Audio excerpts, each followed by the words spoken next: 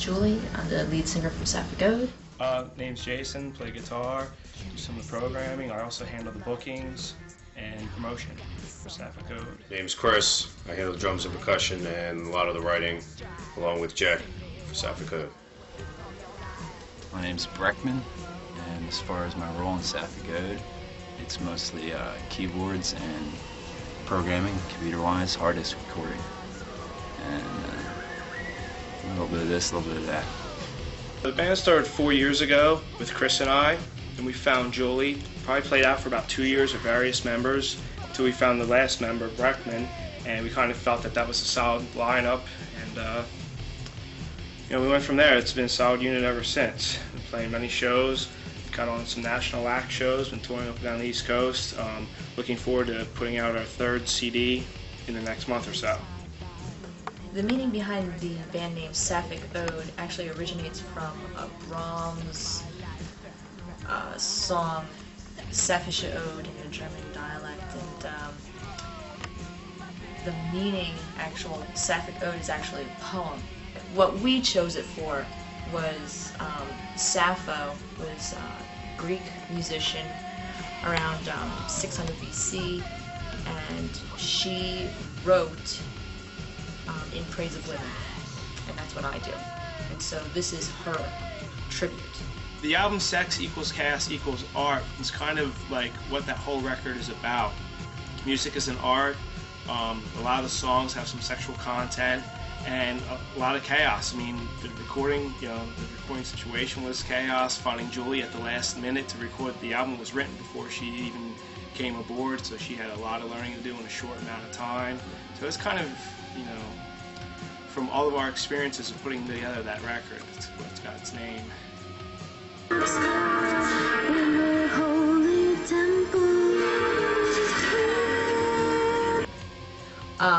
The former name of the band actually used to be Still Life from Mars, and then we got rid of the From Mars part, and it was just Still Life. So we were literally done with our first recording of the first CD, and we were ready to send it out for pressing, and then we realized, oh my god, somebody else has that name and just got signed. So what are we going to do? We went to Fat Tuesdays on South Street, and we just came up with a whole list of band names, and we were just crossing off and trying to vote on basically a name, and Sapphic Ode won.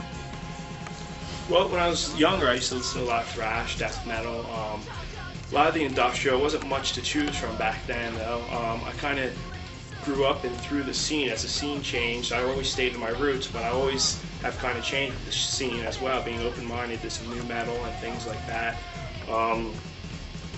There's a lot of things that influence my guitar playing. I would say the band Fear of God is one of them. Torturers is another one.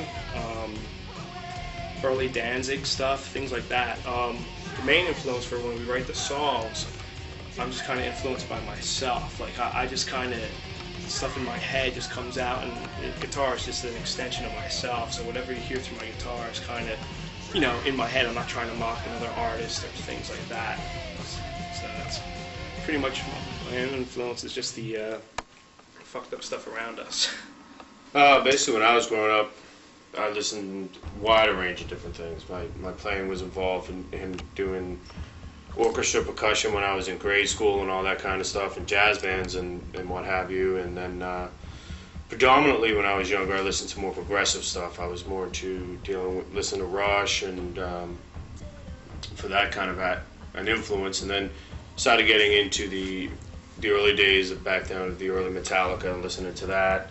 And quite honestly, got into what they call hair metal now, but man, really love the whole Motley Crue aspect of the music industry, man. It was sex, drugs, rock and roll, the whole thing about it, man, just really intrigued me. So that was an influence on that part of my life. And but the music end of it now, and what my influences are, is really just everything that goes on around me, and just what's going on in the scene, and just taking it to like a darker level and reaching inside and pulling that out of me, and just trying to really portray that out in the music to the people, and hopefully doing that the best that I can and the best that the rest of the band can.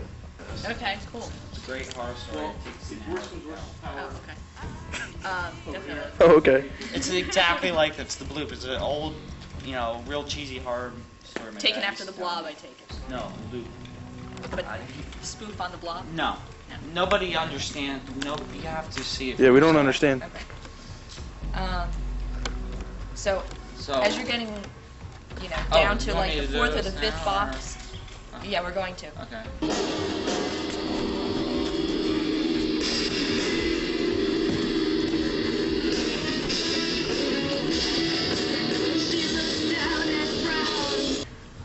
Most of the songs are actually written from just rantings and ravings that I wrote in what's called an evil notebook. And they're usually when I'm really angry about someone or somebody or a situation that has happened to me in my life, and usually it has to do with relationships or other people's relationships. They've been hacked up into little pieces and thrown back together again. Also, a lot of the songs have to do with really messed up dreams that I've had or that somebody else in the band has had. It goes on for a little while, but then we had this idea of where you flip out, and we were playing with the idea of suicide. That's why we wanted the strippers possibly to be something like a wake in your apartment. Because, just bear with me here. No, I just had a little suicide scare like a couple weeks ago. Oh, really? Not me. Somebody you know? The Genitortures have been a big inspiration for this band for a long time. We've recently played with the Grim Fairies, which consists of members of the Genitortures, and hooked up with those guys through that, and been talking ever since. They've been in the studio writing a new record, and they're looking to tour, and Sapphic Ode is negotiating several dates with them right now, which looks pretty good. So it looks like it's going to be a dream to come, to open up for one of our influences. Get a shot here. No, not yelling. You're just sitting there. What are we touching? They're gonna get stupid. Just die. Yo, don't be getting ideas. All right, go. Keep it in your pants. Action! Like, be really, like you're almost getting out there, and then you're gonna have the bag over your head with the suit, and then the girls that are strippers that were your ideal fantasy earlier are gonna be more like mourners. It's genuine. Excellent. Somebody lick the side of his bag. Lick his bag. His sack. Everything's I'm white. gonna have white face paint makeup. Hey, well, right now you look red, so. Okay, right now in my car, what CDs do I have playing? I have the Kidney Thieves are in there, Snake River Conspiracy. I have Haunting the Chapel from Slayer. I have the first Danzig record, and let me think what else is in there. Mixed CD, a big mix of like old industrial stuff from Skinny Puppy to Ministry to some older 9 Inch Nails stuff. Just a big mixed CD of some cool stuff. Alright, tell me what you got in your I hand don't there. have enough in my body. It's not Hershey's, it's finished. No, it's Giant. Giant. Giant. Giant brand chocolate syrup. Blood. Cool. Alright, Blood do the substitute. scene with the clothes you're wearing first for the couch, and then you gotta change for the funeral thing. What else do we have to do besides have him in the suit and face down? Nothing else, prop-wise. Just like use CGI to add the chocolate later. No, that looks cheesy. Or closer to you, Julie. Oh. That's